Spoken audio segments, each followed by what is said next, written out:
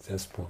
Ah oui, parce qu'il a influencé sur sa décision en disant oui, c'est lui, il faut aller chercher de ce côté-là, c'est ça, c'est...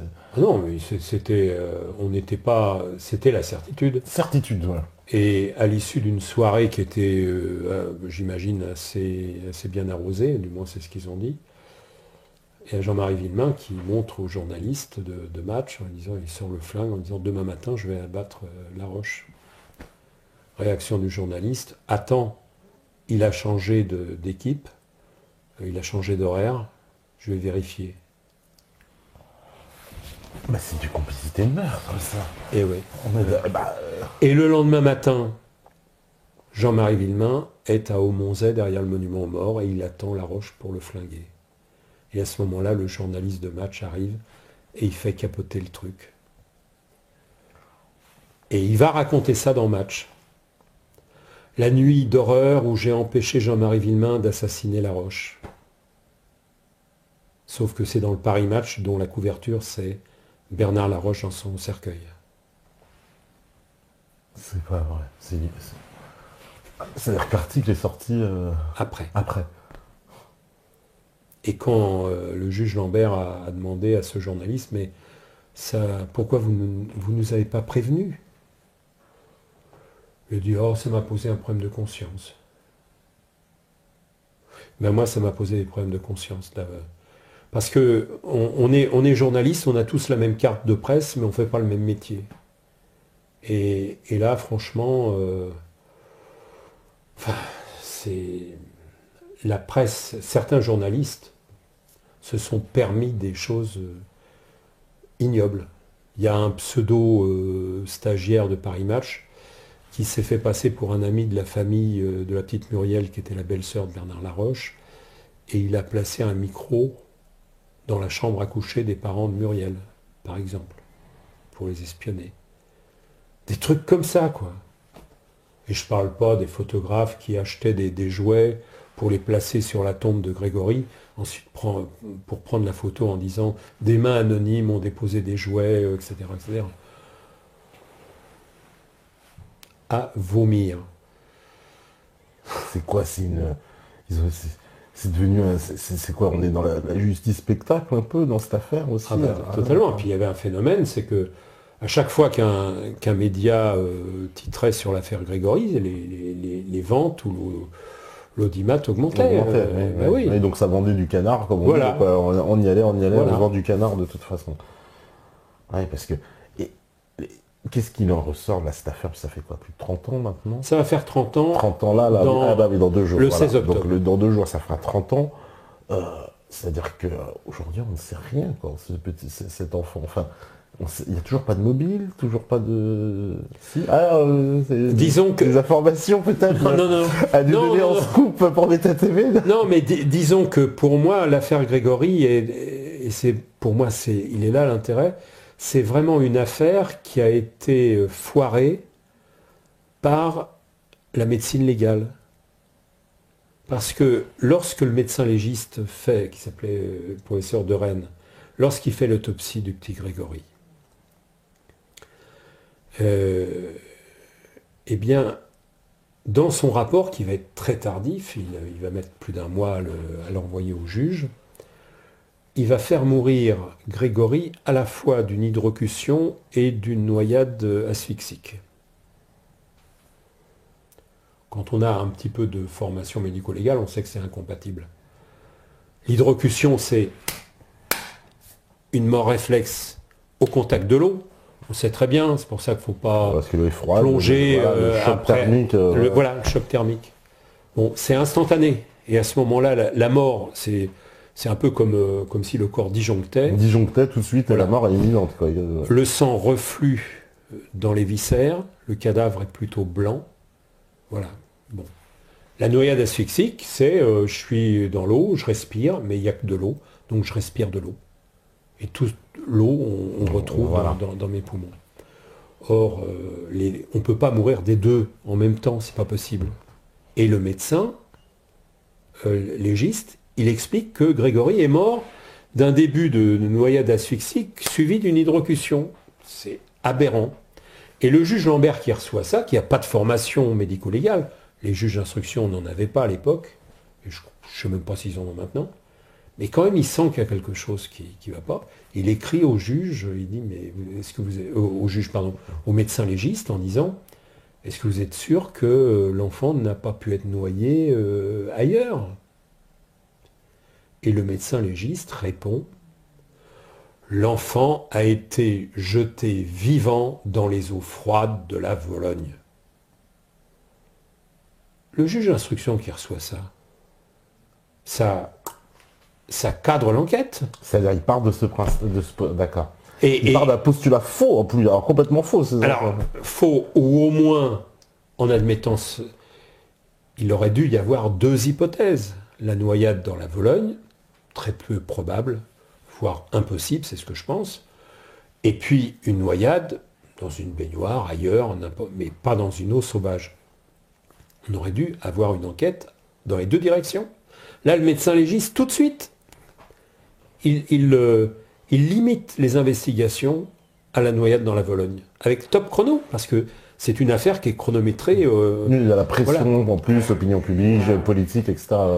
Donc, et puis ça demande quand même quelques minutes de noyer quelqu'un. Donc, top chrono, oui, rien ne colle. Voilà. Voilà. Et donc, on se retrouve 30 ans après avec le premier inculpé qui a été assassiné, la deuxième personne inculpée qui a bénéficié d'un non-lieu, Christine Villemain. Et c'est l'impasse totale. Et l'instruction est toujours ouverte. L'instruction est toujours ouverte. Oui, il y a encore des enquêtes ADN. Alors c'est génial les enquêtes. Parce que voilà, sur le fameux, alors on a essayé sur le timbre, voilà. Les pièces à conviction ont tellement été tripotées par tout le monde qu'on n'a pas retrouvé, on n'a pas pu identifier d'ADN. Si, et ça c'est une révélation dans mon documentaire, que vous pourrez voir sur RMC, on a retrouvé une ADN. On a identifié une ADN.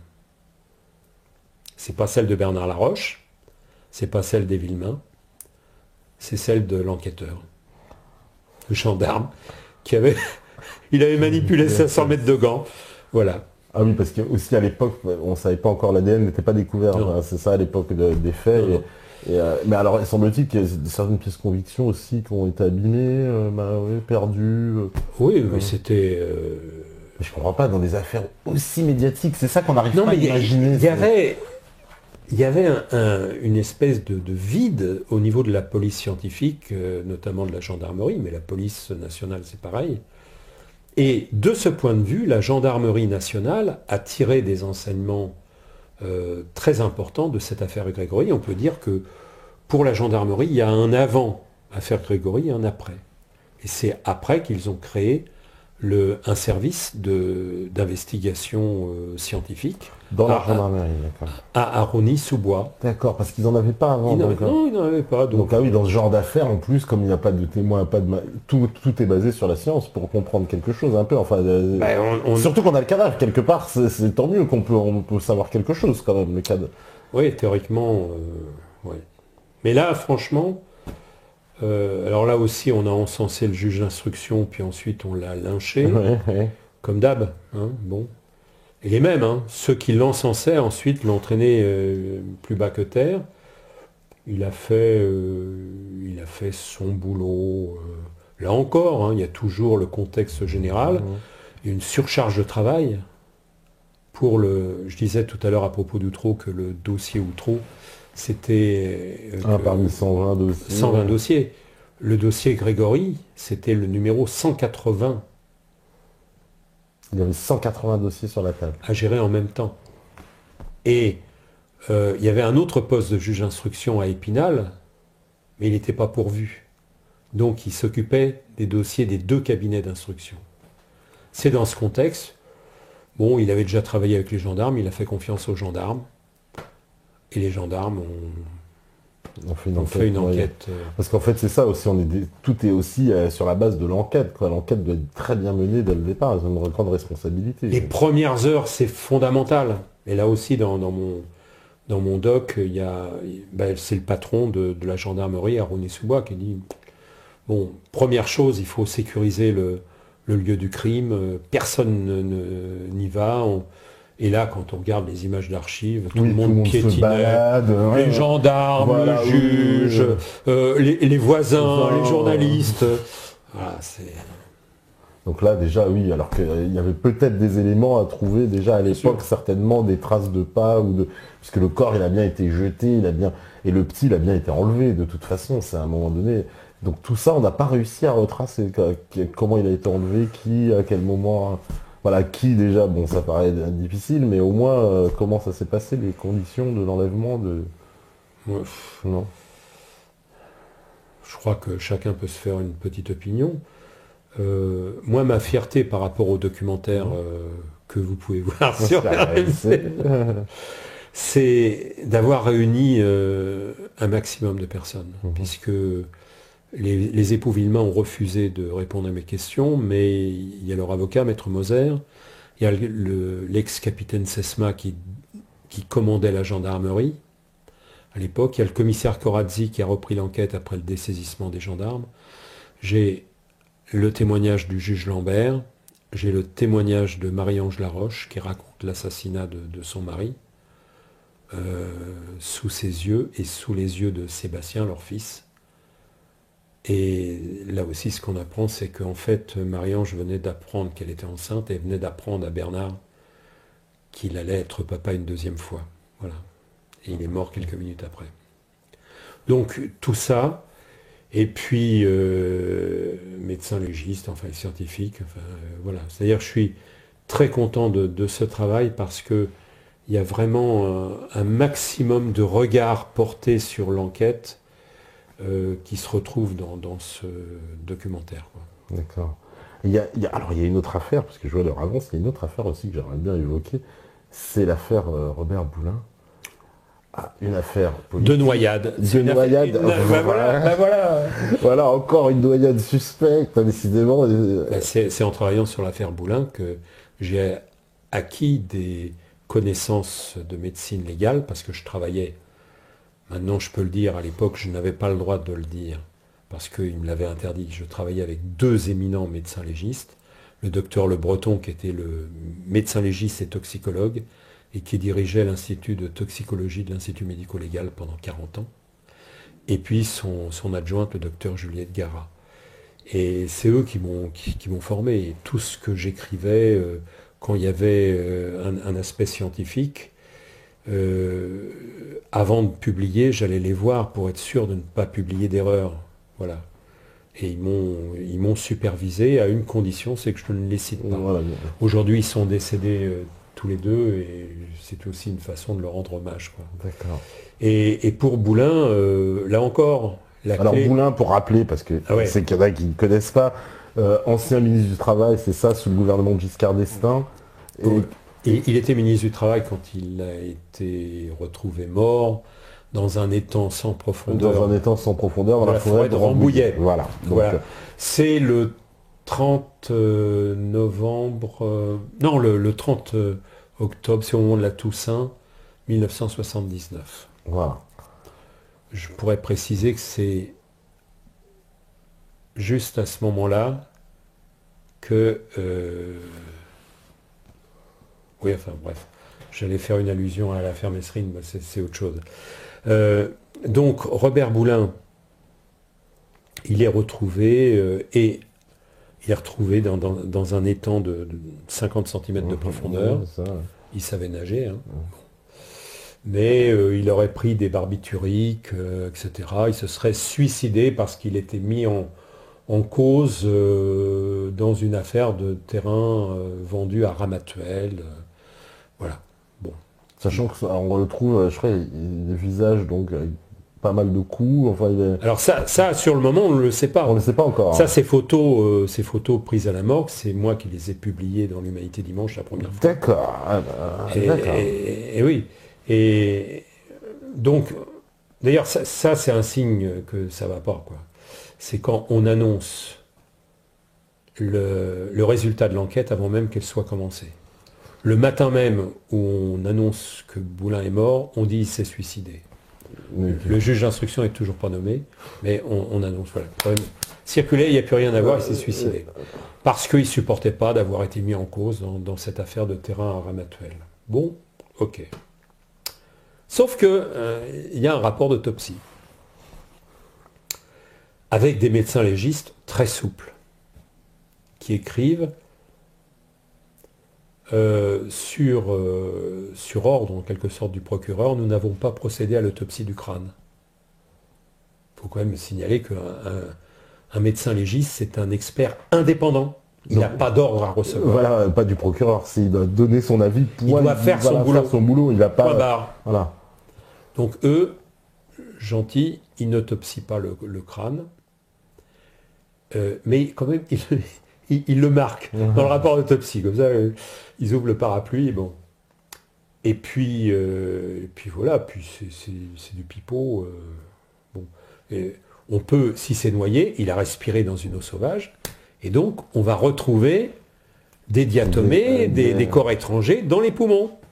Et là encore. Et les poumons, ils sont dans des bocaux, ce sont des cellules juridiques. Ben, on va fracturer le réfrigérateur dans lequel il y avait les poumons de Robert Boulin à l'Institut médico-légal, et on va faire disparaître les poumons pour empêcher de vérifier qu'il y a eu effectivement noyade. Les poumons disparaissent de l'Institut. Les poumons disparaissent. Et ça, c'est un feuilleton, parce qu'après, ils ont dit... On les a retrouvés, ils ont été enterrés dans le cimetière de Thiais, dans le carré des condamnés à mort et des gens qui font don de leur corps à la science. Ben oui, très bien, on exhume. Ben non, c'est pas possible, on a construit un monument dessus. Ça coûterait trop cher de détruire le monument. Moi, je vais sur place, je vois... Alors... Enfin, il y a effectivement un petit monument, mais pas grand-chose à déplacer. Donc ils ont été obligés de déplacer. Bien sûr, ils n'ont pas retrouvé. Ils n'ont pas retrouvé les poumons. Mais il y a un détail dans le rapport d'autopsie. Les lividités cadavériques.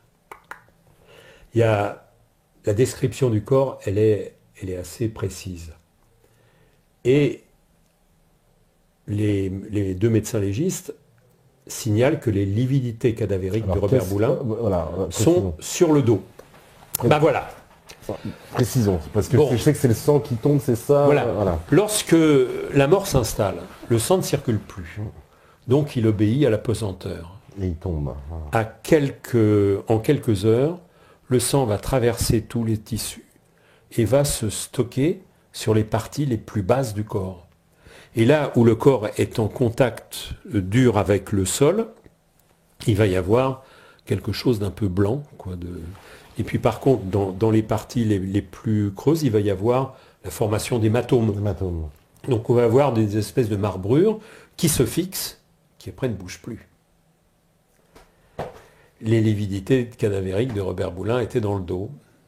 Seulement, petit détail, c'est que Robert Boulin a été retrouvé penché en avant dans la position du musulman faisant sa prière. C'est-à-dire que ça ne collait pas. Donc le corps avait été bougé. Donc la thèse annoncée avant même que l'enquête ne soit ouverte, que le ministre s'était suicidé par noyade, ça ne tenait pas. Le corps avait été bougé. Le corps avait été bougé, ouais. Voilà. C'est la preuve absolue, ça, en plus. Alors, oui, parce que là, c'est la nature, la science, on peut pas... C'est incontournable. Voilà. Et je me souviens de ça parce que l'attaché de presse de l'Humanité, j'ai sorti ça dans l'Humanité. Bon, elle a contacté l'agence France Presse pour dire, voilà, on va sortir un scoop, on va sortir. Et l'agence France Presse a répondu, nous ne parlerons pas de l'affaire Boulin.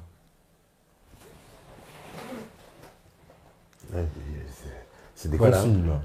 Ah bah oui, c'est clair. Alors il y avait aussi sa femme dont dont tous les dossiers de son mari ont été... Alors moi je pensais que c'était le jour même, puis vous m'avez dit non, finalement c'était la veille. C'est le lendemain. Fabienne Boulin, qui est aujourd'hui décédée, mais me l'a raconté à l'époque. Bon, son mari passait d'une réunion... Robert Boulin avait été ministre 15 années. Après Colbert, c'était l'homme politique qui avait eu la longévité ministérielle la plus grande de l'histoire de France. Il avait été ministre dans plein de ministères différents, il était au courant de toutes les affaires de la Ve République. Et voilà qu'on l'emmerde avec cette affaire de terrain de Ramatuelle, qui était une affaire bidonnée, puisque Fabienne Boulin, la fille de Robert Boulin, est toujours propriétaire du terrain, qui n'a pas eu de contestation sur ce terrain, donc par la suite. Hein.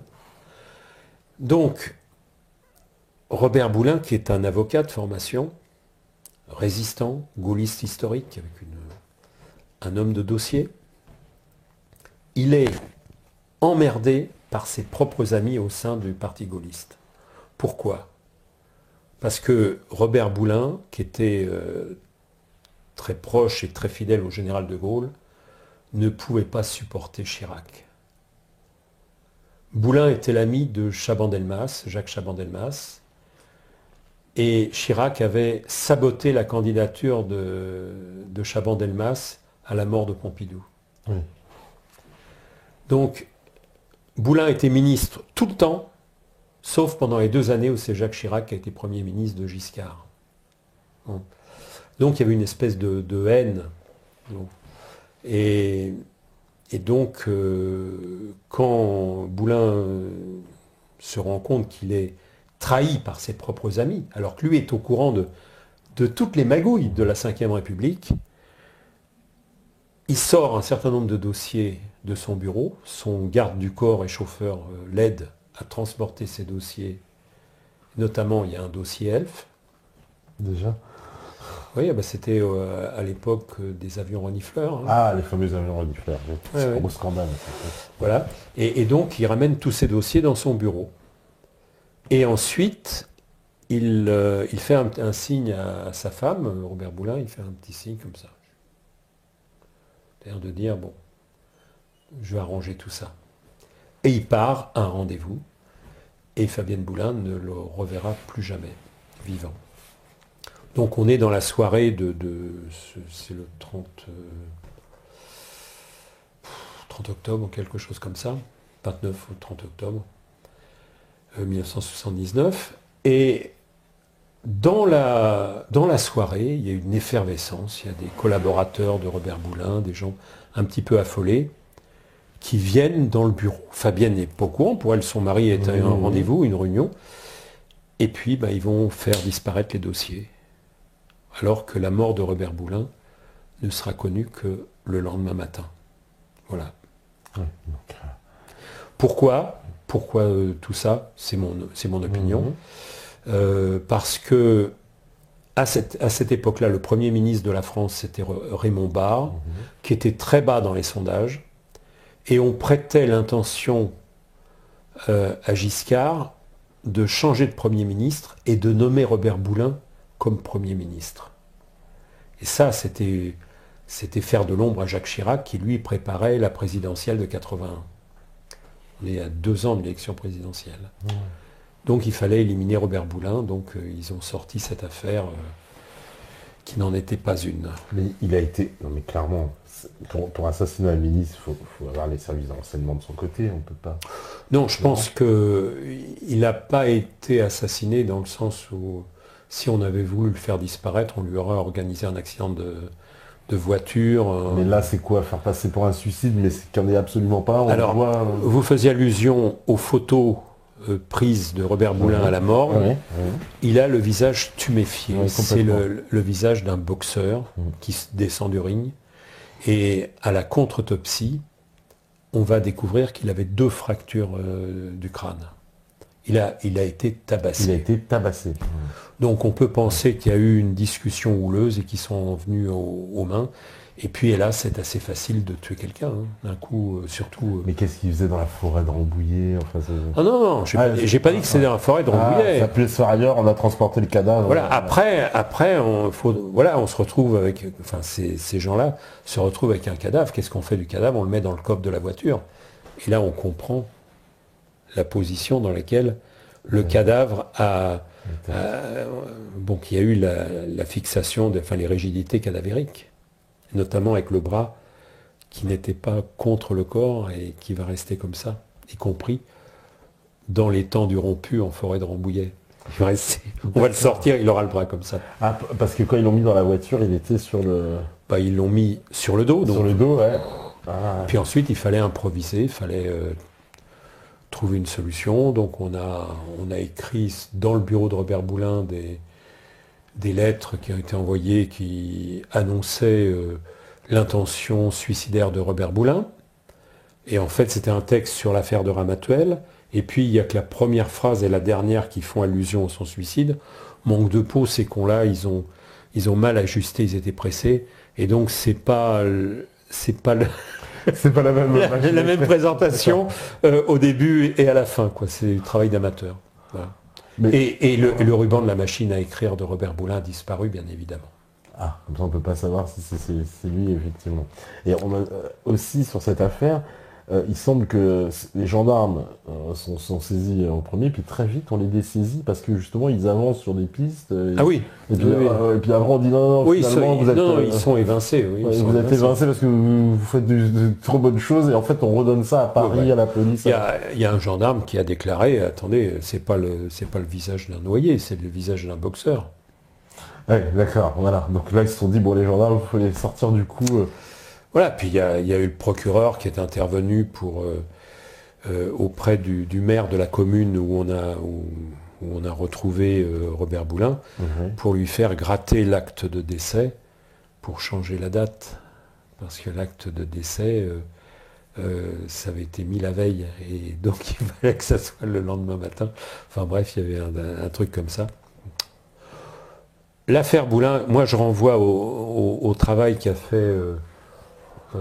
mon confrère de France Inter, Benoît Colomba, qui a fait un excellent travail sur l'affaire Boulin, remarquable. Et sa petite fille qui porte plainte, je crois, aujourd'hui encore, elle demande sa fille qui demande la réouverture du dossier. Fabienne Boulin, oui, ouais. Oui, bien sûr. Il y en a une chance que ce soit réouvert, ce dossier ou... Moi, je ne fais pas. Il faut un élément nouveau, je crois, c'est ça. Oui, mais il y en avait un certain nombre, et puis aucun n'a été retenu. Je crois que d'ici quelques années, quand les principaux protagonistes de la vie politique de l'époque auront disparu, peut-être que les dossiers vont s'ouvrir. Oui.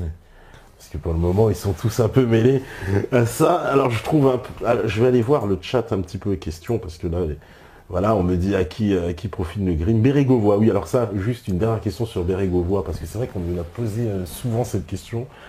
Mais vous m'avez dit que vous n'avez pas travaillé sur le sujet, donc non. Vous ne pouvez pas vraiment vous exprimer sur cette question. Non, oui, c'est bizarre, c'est bizarre. Voilà, c'est bizarre, mais il y a aussi des suicides qui sont bizarres.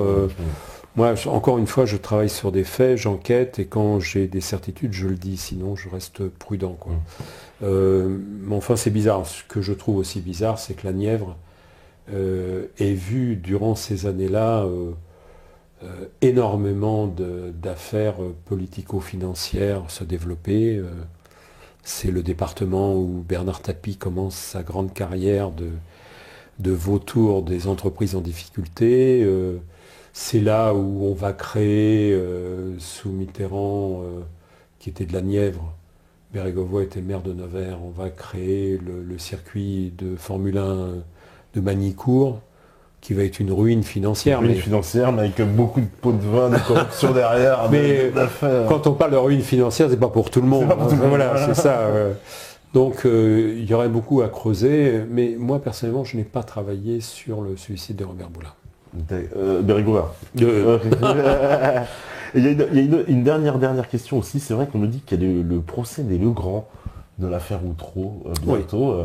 C'est quoi cette affaire? C'est qu'ils ont aidé...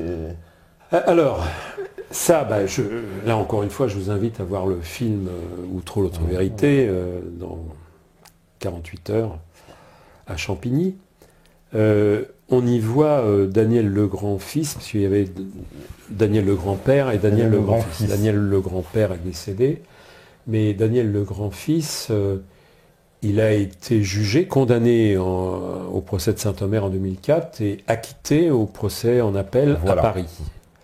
Mais en fait, il a été jugé pour des suspicions de viol commis sur des enfants en étant majeur.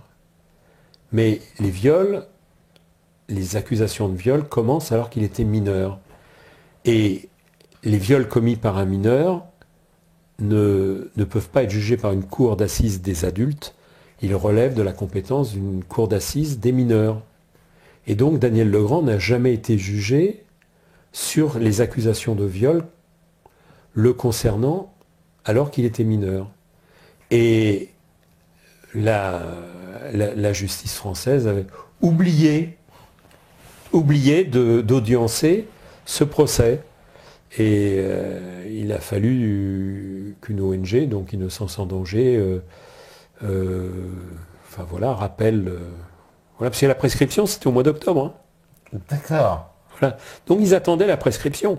D'ailleurs, c'est génial, l'ineffable Dupond-Moretti, l'avocat, quand il a appris que le procès, le grand-fils allait être auditionné, allait être audiencé, il a piqué une colère en disant « Ouais, on avait passé un accord avec le procureur, comme quoi ça ne serait jamais jugé. » C'est-à-dire qu'on a appris, dans une bouffée colérique de Dupond-Moretti, qu'il avait passé, c'est lui qui le dit, hein, il aurait passé un accord avec le procureur en l'absence de l'autre partie, c'est-à-dire un accord, la défense qui passe un accord en oubliant les parties civiles. C'est totalement interdit en plus. C'est